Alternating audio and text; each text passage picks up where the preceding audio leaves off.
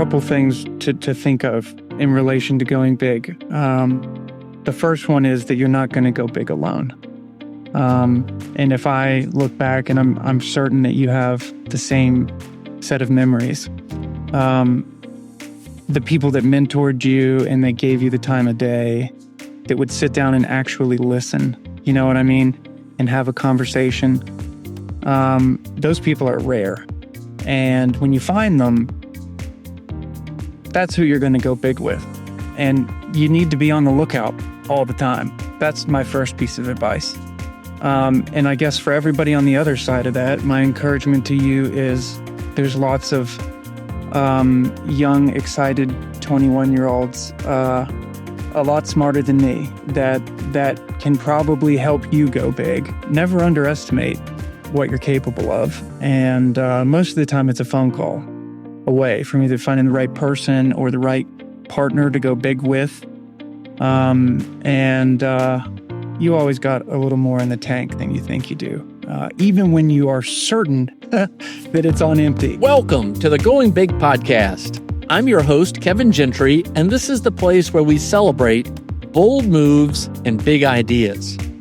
Each week, I sit down with inspiring leaders, entrepreneurs, and change makers who are making a significant impact in their careers and in their communities.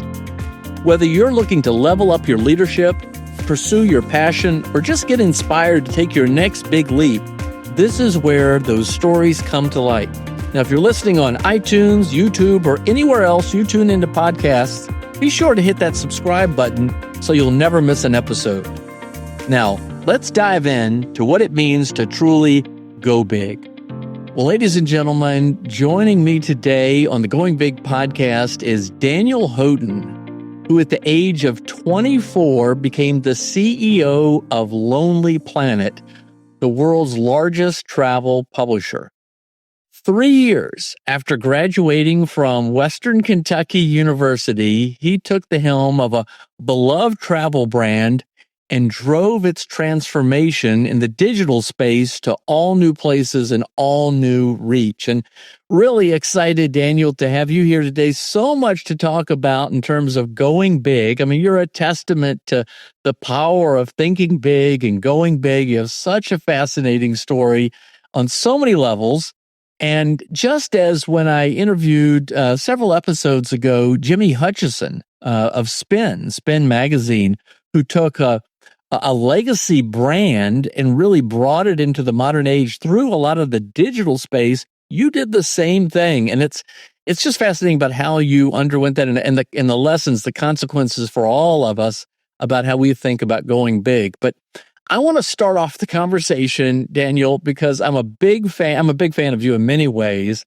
Big fan of your terrific book, Wherever You Go. I give this. I've got a bunch of copies. I've given it to a lot of people. I'm going to continue to give it to people. I love your take on travel. So to kick us off, we're embarking on the summer travel season. What's the kind of go big way you think about how we should think about travel beyond our comfort zones? Yeah, Kevin, thank you for having me. First of all, it's a privilege and a real pleasure to be here. You've been such a mentor to me over the years that anything I can do to tell my story and engage with your audience is just a huge privilege. So first of all, I just want to say thank you.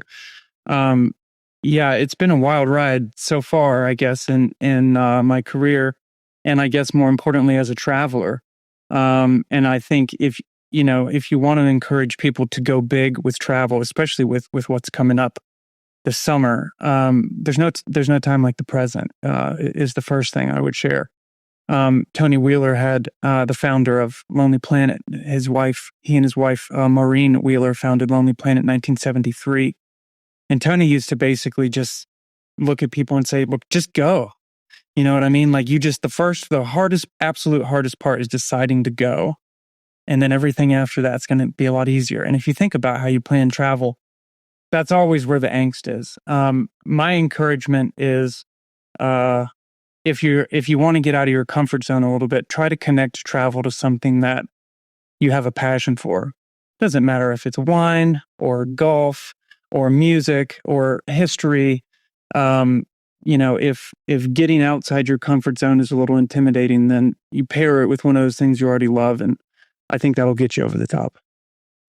Well, great. Well, I want to dig into that a lot more too, because, travel in one sense is maybe we think of in a relatively small space in our lives, but yet it's often so profound. It really can be about meaningful experiences, memories, family experiences, key, commemorations of key dates or, birthdays, anniversaries, graduations. It's so important. So again, a lot to talk about. But now I want to get back to this crazy story of you were just 3 years out of college. You were a photojournalist, and then you became CEO of Lonely Planet. Forbes magazine named you to their 30 under 30 list for the transformation of the media landscape that you led. All right, so tell us about this. First of all, how did this start? How did the photojournalist from Western Kentucky become the CEO of Lonely Planet? Yeah, I think that's a good question. I'll ponder pieces of that, I think, for a long time. I think the real answer is I was fortunate to be able to discover my unique gift from an early age, and that was not turning around media businesses, to be super clear.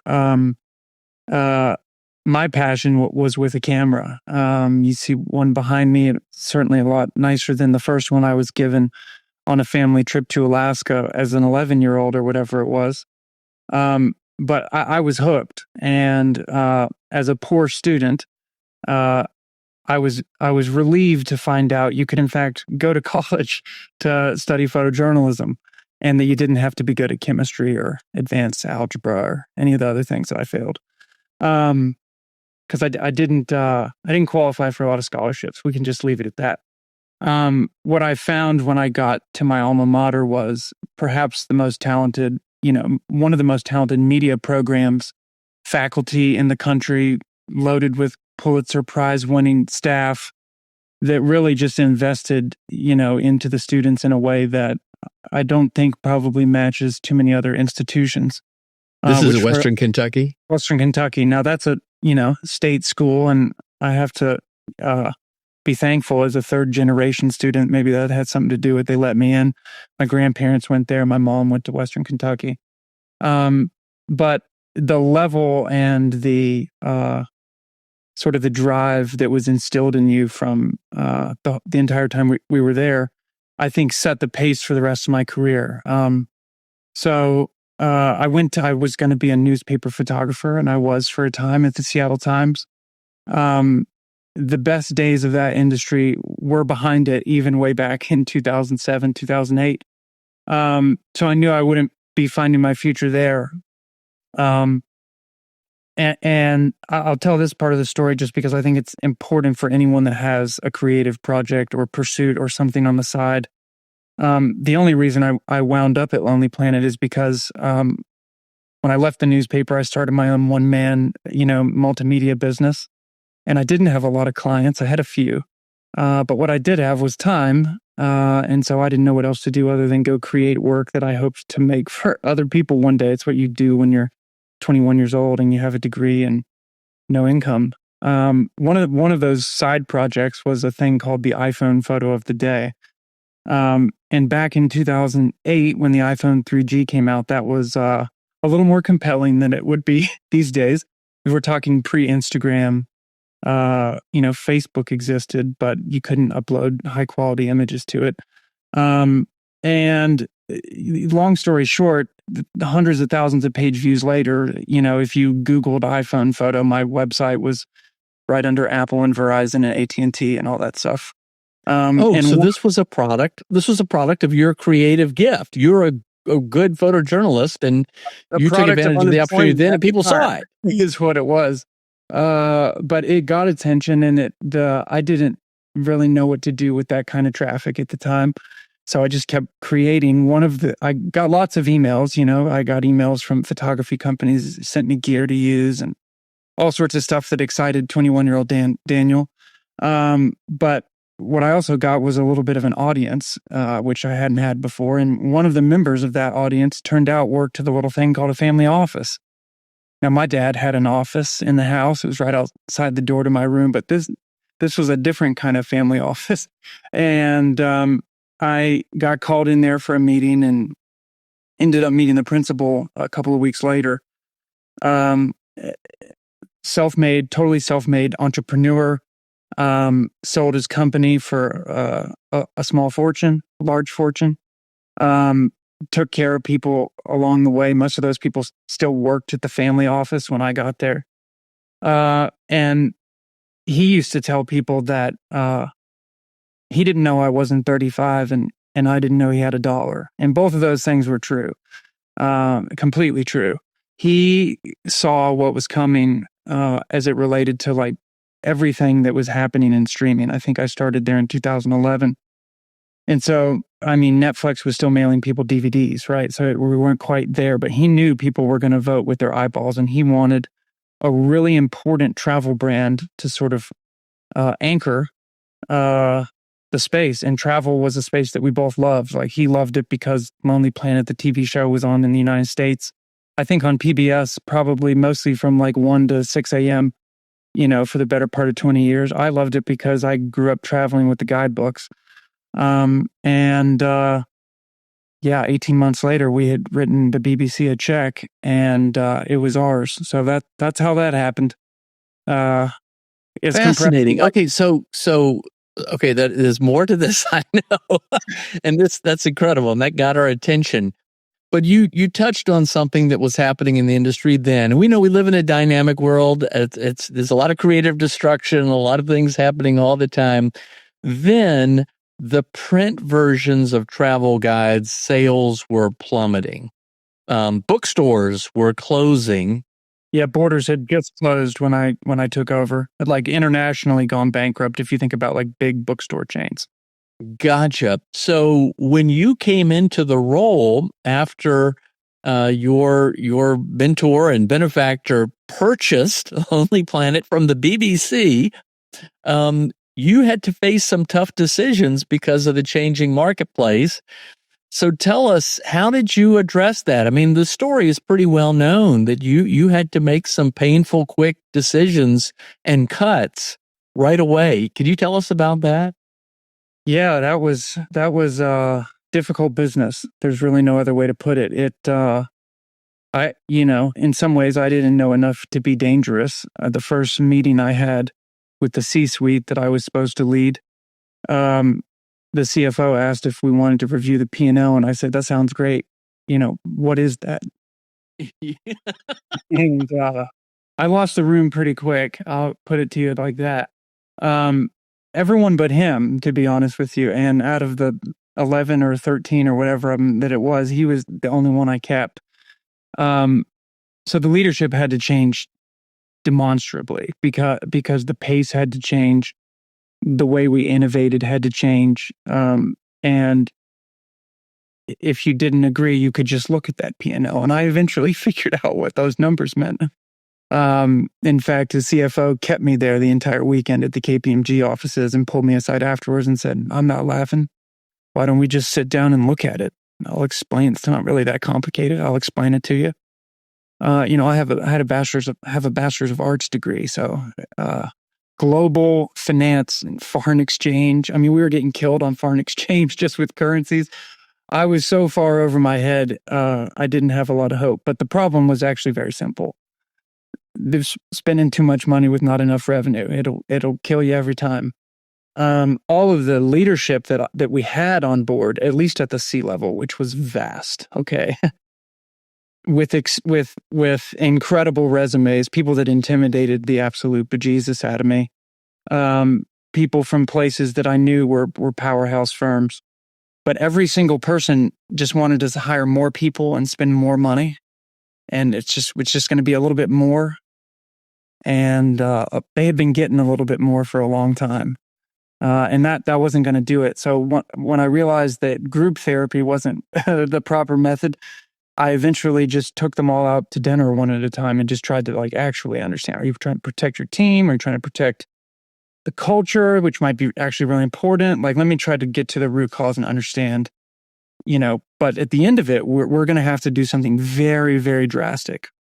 or we're going to die, because we had 3 weeks of payroll. We had no bank would loan us money. Not even a bridge loan. Nobody loans money to a company that's on the brink of insolvency. That's what you have a principal for. But, that's not an endless bank either. It's much more of a strategic investor. And we never spent a dime the entire time I was there on advertising, trying to promote our posts or thing like that. Like we didn't fundamentally believe in that, because if you turn that gas tank on, when do you turn it off? You know what I mean? We wanted to grow organically and for real reasons. In the end, much of the leadership that I needed, not all of it, but much of it, was actually within the business. And my absolute favorite example, because you remember I'm 24 in this scenario, I got laughed off the stage. People spit at me when we terminated them. That's a true story. It was not fun, by any means, to fly all over the world in all of our offices. Hi, yes, Daniel, nice to meet you. So I actually have some really terrible news we're going to have to talk about before we get too far. It wasn't great. It was not great. But somebody had to do it. The best example of talent being hidden within the business was that when I was in the Melbourne office, sort of attempting to plan Melbourne, Australia, because this is an international company, right? Yeah, we had offices on 5 continents. So couple places in the United States. We're in New York, we were in San Francisco, Oakland. We were in Beijing, China. We were in a couple different places in India making guidebooks for Indian travelers. We're in London. And then we had they still have a host of foreign partners all over the EMEA region in Europe and sort of everywhere else. And almost, I think it was 13 languages we were publishing guidebooks in. But as I was walking around the Melbourne, Australia office, this guy walked up and said, "Hey, I work on social media team, and do you have 5 minutes? I just want to show you something that I think that'll help a lot." And he had a little PowerPoint presentation. We sat down and he goes through his slides. He didn't want to spend any money. He didn't want to hire anybody. It was just, here's what I think we've been doing wrong. Here's where I think travel on Instagram and Facebook and Pinterest and all these places are going. And here's what I think we should do. Give me 60 days. And if you don't see results, we can try a different plan. So I go back to the CFO's office and get all excited. I'm like, I just found the new global director of social media. Like, I don't know what this kid's making, but he was older than me, first of all. It turns out he was an intern, unpaid. He was an unpaid. But in many ways, it's kind of like you. He was the director of social media globally. And that's not a joke. And we went from, I don't know, a couple 100,000 followers to 2 million in his first year. He got raises frequently. I will put it to you that way. It's remarkable what can hide within a business if you give people the opportunity to speak up every once in a while. Indeed. Wow. But again, his story is sort of like yours, and somebody put confidence and trust behind him based on just a variety of factors. So that just leads me, I think, to a logical question. What did this experience, what did it teach you about leadership development and spotting talent? I mean, you just spoke to it to some degree, but you came away with some valuable lessons, I'm sure, as a result. Well, I definitely learned a lot of things of what not to do. You don't fall in love with a really fancy resume or somebody that you can't find anybody that can ever have anything bad to say about. And I don't mean bad. I just mean, if something is too cool for school, there's probably a reason. The biggest lesson I learned, I think, is you have to understand what people's motivation is. We moved people all over the world. I mean, we probably moved a dozen people and their young families from Australia to, not Nashville, Franklin, Tennessee, population 50,000. And they're moving from what's long been known in Melbourne as the most livable city in the world. And if you've never been there, anyone listening, please go to Melbourne, Australia. It's incredible. It's what we, I think, strive to in a lot of other cities, from the multicultural perspective to the food to everything. Yeah, you have to understand what people's pure motivation is, because one, you don't pick up someone and their young family and put them on an airplane 18 hours across the world and let them sell their home or move out of their apartment. And I mean, we had people move that had people that, gave birth in the United States because we moved their families across. And we were really like, we were not a big, we're not Meta or Google or someone that had a team of, international lawyers, but we made it happen on a lot of times a shoestring. But, you have to understand people's motivations and what really drives them. If it's a raise every 3 months, that's what maybe if you're in sales, maybe that's fantastic. You want someone really hungry in that way. But I think you just have to understand what motivates people and then be willing to call it when you don't, because there's nothing worse. Absolutely nothing worse than that. Wow. All right. Well, in terms of what motivates people, I want to turn to a different thing. But before we close out this chapter, as I mentioned, a few episodes ago, I interviewed Jimmy Hutchison, who started as an intern at MTV and ultimately turned Spin Magazine, an iconic publishing brand, into a whole new place through digital transformation.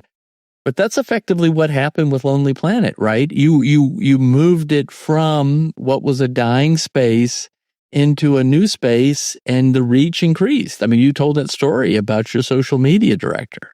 Yeah, I think it. I don't want to take credit for being the first leader at Lonely Planet to attempt something digital, because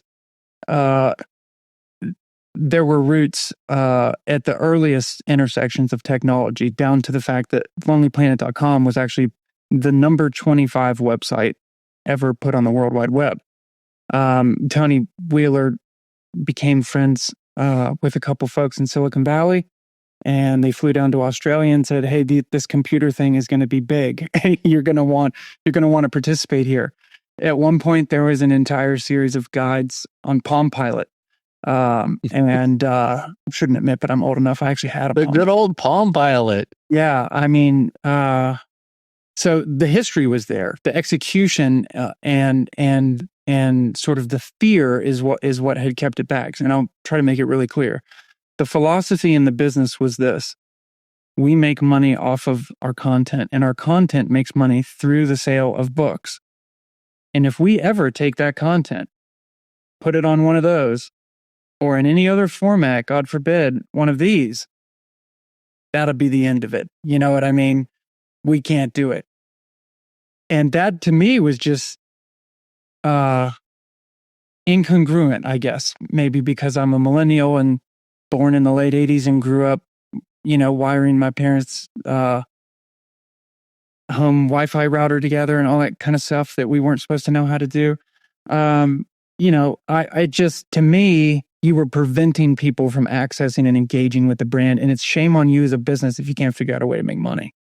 Now, we had a couple really particular rules, one of which was we really hated display advertising. And, you mentioned Jimmy a couple times. I'm not sure I'll ever be that talented. I've been fortunate enough to meet Jimmy, and just an incredible entrepreneur. And what he's done with Spin is amazing. What we were really trying to do was open up all the platforms so that people could engage with us when and how they wanted. Because travel is, you and I are sitting here talking about dreaming about going places one day, to you and I've had the good fortune to be on the road in some amazing places together once or twice.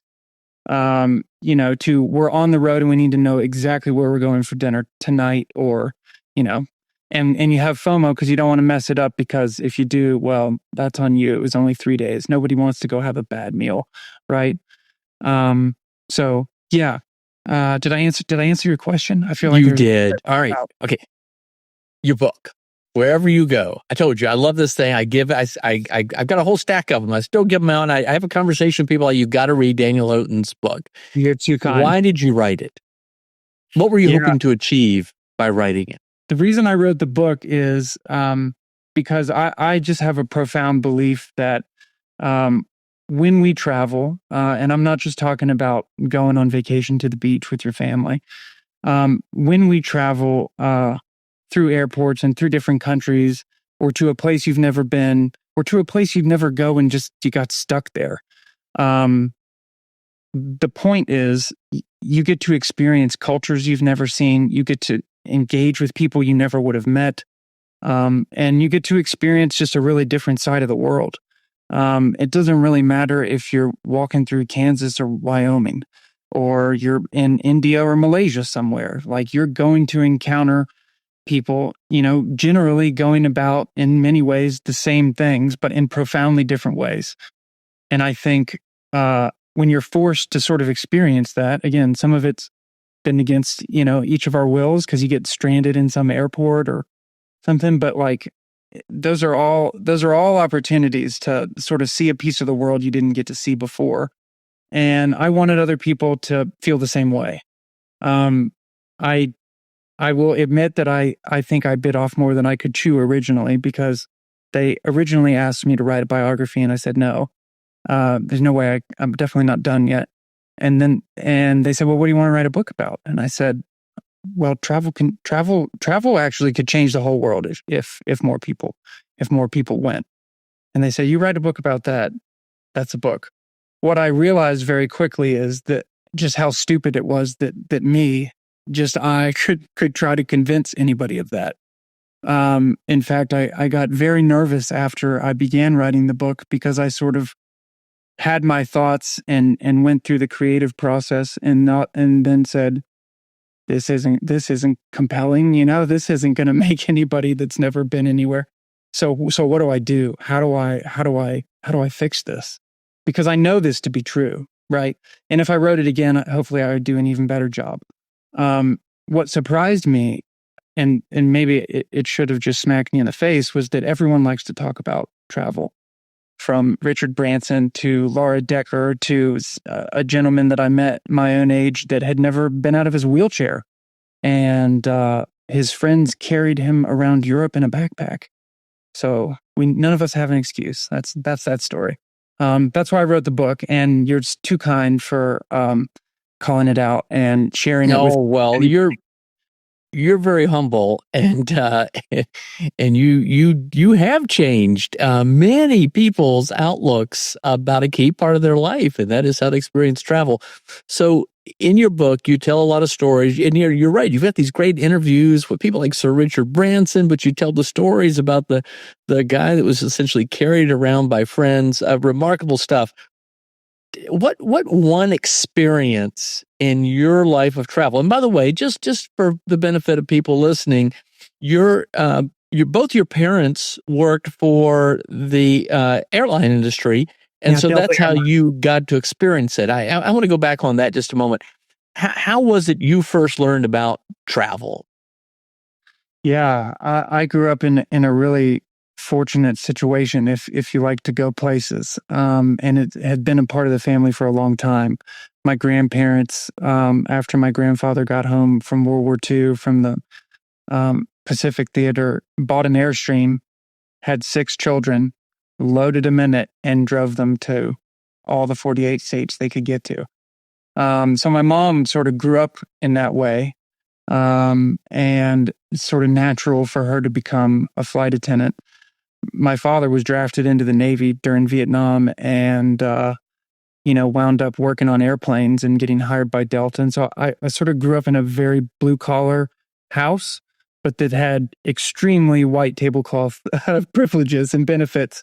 If you think about the opportunity, especially in the early 90s, when you could turn up to the airport and basically get on an empty Delta plane. And from Atlanta, largest airline in the world, busiest airport in the world, to the most destinations. I think all of those statistics are still true today. That was quite a menu of options. But they were very strategic. Like I would, people ask me a lot, should I take my young children internationally? And I would tell you no, personally. I'm not going to tell you I'm not saying don't do it. It's just if you're asking, I would say no. I didn't go out of the country, I think, until I was 11 or 12. And I have memories of other trips, but go experience it. That's what grandparents and aunts and uncles are for. But when they turned that on, which is sort of the sweet spot of they've both been there 30 years, which meant we were pretty close to the top of the list. I mean, I flew anywhere I could go. I went to South Africa. I went to South America.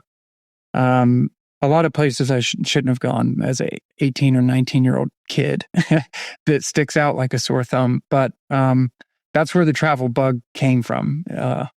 Gosh, well, let me ask you this. So because your father was an airline mechanic and your mom a flight attendant, you had those privileges where you can show up if there are seats available. It's a big and yes. So you'll have to show up, and 3 seats had to be available.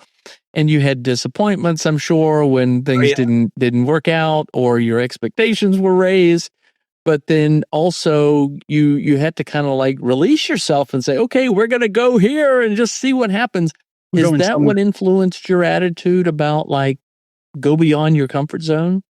Yeah, I think so. I was a brat, I'm sure, more than once at the airport, okay, because my parents met snow skiing. I love to snow ski. They met at Breckenridge on the Delta ski team, if you want to realize how old I am, back when airlines had enough money that they still had ski teams.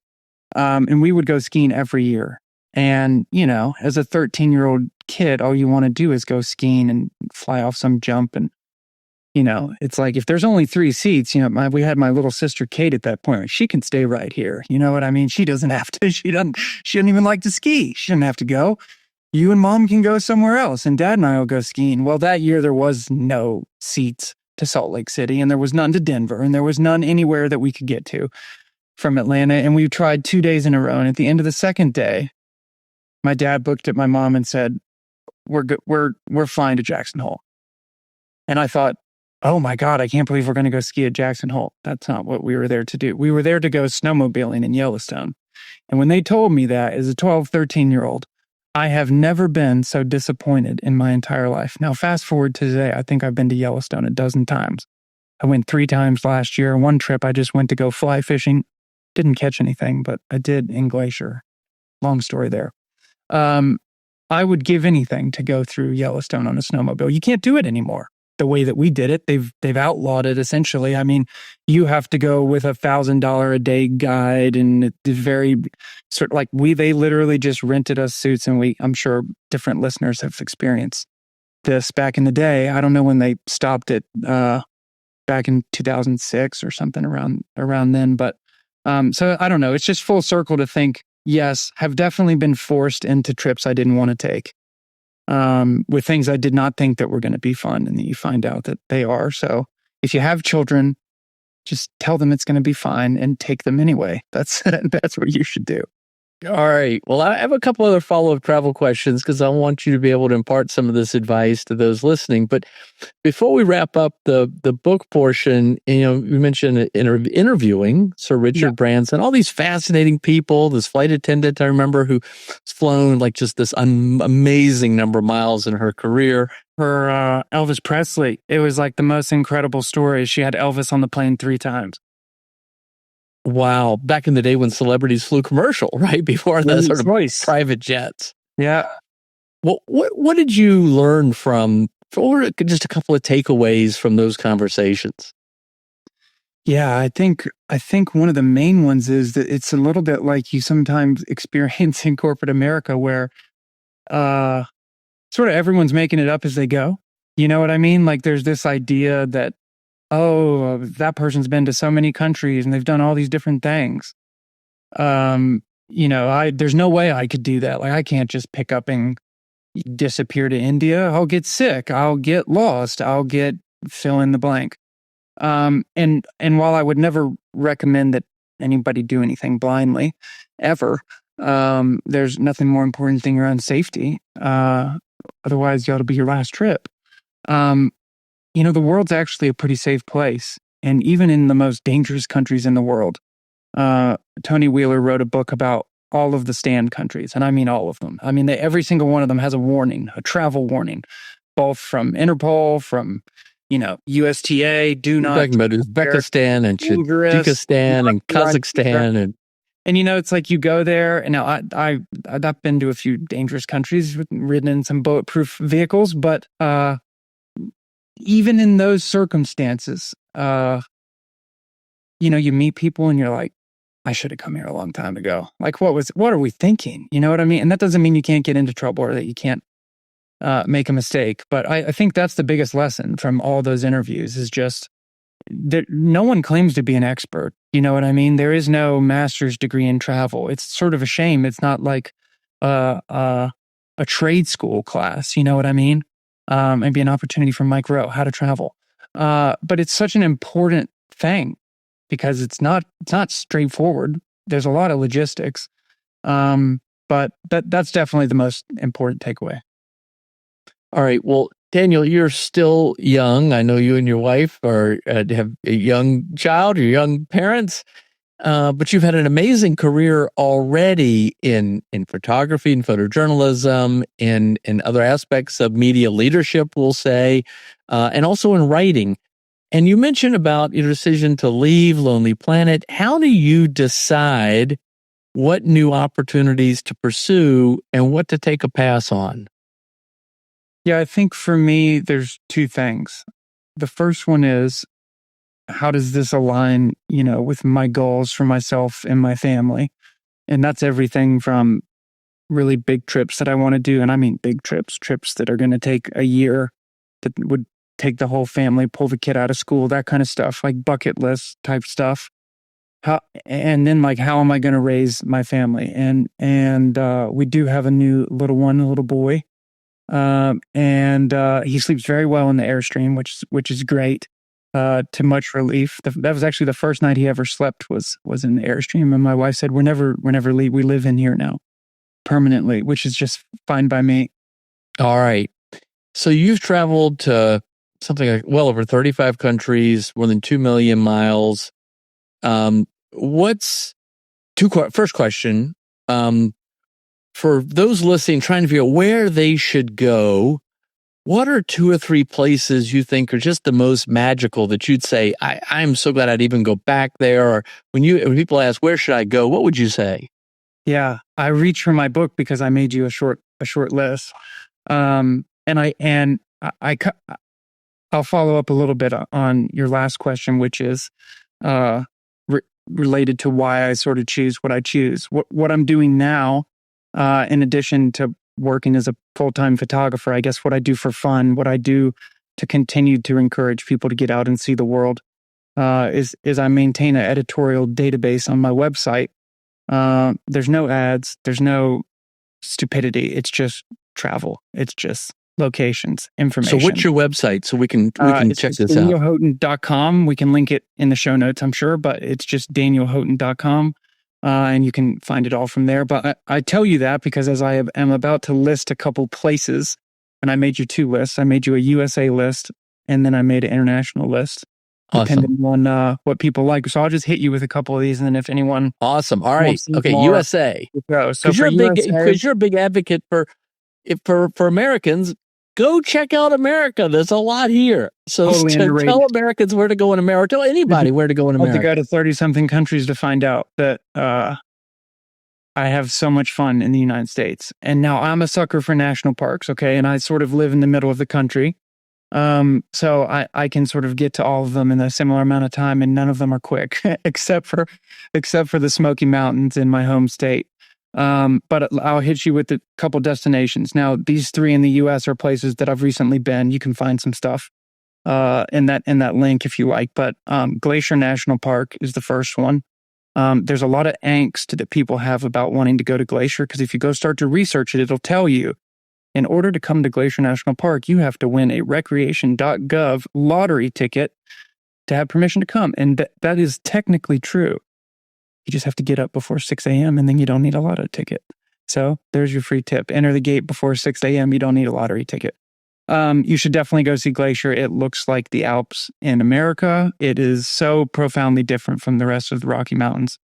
Couldn't say enough good things. I'll be quick on the next 2. The next one, I don't pick a lot of cities, but this one's a favorite, is Savannah, Georgia. And there's some great coastal areas around there, whether that's Skidaway Island State Park, Tybee Island. But that whole area right there in Savannah is such an old city, like Revolutionary War history, Civil War history. It's unbelievable what they've been through. And if you've never been to Jekyll Island, like where the Federal Reserve was conceived, it's an absolute must go. And then the last one, I would say, like if you can want to join this on to the next one, just go straight up the coast. I think people radically overlook the Outer Banks, and I mean the entirety of the whole national seashore. I know everyone, especially in Virginia, has like their place that they love to go. But I would encourage you to kind of go top to bottom, take the ferry to Oracoke. I think it's free, and if it's not, I think it costs like $10. But places that you just would it doesn't look like America, you know. The international ones, my recommendation, if you want something easy and you haven't been out of the country in a while and you're not like totally sure, I'd go drive the Ring of Kerry in Ireland. Just rent a car, get a little used to driving on the wrong side of the road, rent a very small car. The roads are very tiny. And then I would tell you Shanghai is my other favorite global city in the world. I'd probably go to Tokyo right now instead, with everything that's happening. And what's on my bucket list, I'll just tell you that's not happening anytime soon, with a toddler, is a Belmond train. If you've never heard of the travel company Belmond, it's Belmond. It is not cheap, okay? But they have, and I'm not obsessed with trains, I'm obsessed with airstreams and boats. But whether you're obsessed with trains or not, they run the train, the modern day Oriental Express, and another train called the Eastern Orient Express, which runs to Malaysia and Singapore. And it's been, that is a region I have been around. Like I've been to Singapore, but I've never left Singapore, the city. And so that's, if we're talking international, that's what's at the top of that. Wow. Thank you. Well, Daniel, you're talking about now doing your photography. What's next, or just how do you think about all this stuff? You've got a toddler, and you got a Gulfstream, so your Airstream, so you're traveling around the United States. What's next, and how should we be thinking about going big? Yeah, I tell you what, if I ever wind up with a Gulfstream, I'm picking you up first. Yeah, it's a big mistake. I meant to say, but sorry. I will tell you that the Airstream Globetrotter is I'll tell you a fun fact.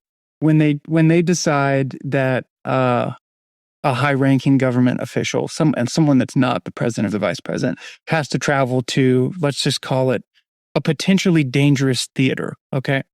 What they do is the military takes an Airstream Globetrotter, that Airstream makes them, and they strap it inside of a military aircraft, C-130. And that's how they get the Secretary of State or whoever it is that they're traveling, because it's the only aircraft that can basically do really I'll just use the word exotic landings as to avoid potential conflict. So it's fascinating. It's a heck of a travel vehicle. I'll just tell you that. It's like a boutique hotel on wheels. Ask me the question again. All right. Well, I'm going to pause on it because I'm going to ask another question first, and then we're going to actually close out on this. But okay. So I love to ask this question: what would you tell now knowing what you know? Yeah. What would you tell a younger version of yourself to do differently? Now, you're still a younger version of yourself, and you had this fascinating story, but what would you do any differently? Yeah. Probably two things. More listening to my core gut instincts. I think that must be something that you just have to keep stepping on a rake over and over and over again in life, or maybe I'm a slow learner. But like when I look back, I should have always trust your gut. And maybe that's cliche or whatever, but I think about that a lot. I try to tell myself that one a lot. And the second one is basically that you're not going to get another chance. When I think back about the trips that I've had with different people that I've met on the road, friends that you make on the road, you should always take the chance to do it, because you're not going to, it's the only thing we can't get back, that we can't borrow against. You can't borrow against somebody else's time to create more of it. And it's worth it. It's worth every ounce of it. Yeah. Now, I think your previous question was around. Yeah, like, no. I'm going to ask this, but I just want to lay it up in terms of just the reminder. It's Daniel Houghton, HOUGHTON.com for your photography, right? Yes, sir. And you've got like a travel blog or something like that, or email too. Yeah, you'll see a couple things. There's a free newsletter that basically just emails you once a week a place in the United States that I think you should go. We've talked about a few of them today. And then, sorry, I'll let you ask the rest of your question. No, and then your book. I just can't say enough good stuff about wherever you go. Just check it out. It'll just change your perspective. And again, travel is such an important part of our lives, our families' lives. And I just love the idea about just pressing ourselves to think beyond our comfort zone. So you've really gone big, but you're a very modest and humble guy, and you're really great about just following your passion and your gifts. So just close this out, Daniel. To anybody listening, how would you recommend, based on your own experiences, that we think about going big in our lives? I think there's a couple things to think of in relation to going big. The first one is that you're not going to go big alone. And if I look back, and I'm certain that you have the same set of memories, the people that mentored you and they gave you the time of day, that would sit down and actually listen, you know what I mean, and have a conversation, those people are rare. And when you find them, that's who you're going to go big with. And you need to be on the lookout all the time. That's my first piece of advice. And I guess for everybody on the other side of that, my encouragement to you is there's lots of young, excited 21-year-olds, a lot smarter than me, that can probably help you go big. And, everyone made fun of the millennial generation when we were coming out of school, and now everybody makes fun of the Gen Z generation. And, most of that stuff's unwarranted or just workplace silliness. But, never underestimate what you're capable of. And most of the time it's a phone call away from either finding the right person or the right partner to go big with. And you always got a little more in the tank than you think you do, even when you are certain that it's on empty. And I don't just say that as a new parent. It'll serve you well on the road as well. Well, Daniel Houghton, it is a great honor and pleasure to know you and count you as a friend. You're very inspiring in the way you live your life, and thank you for sharing some stories today. Thanks for joining us on the Going Big podcast. You're too kind. Thanks for having me, and it's just such a privilege to have some time with you. All right, well, we'll have to have you back in a few years to hear even more good travel stories. There you go. All right, thanks, Kevin. Thanks for tuning in to the Going Big podcast.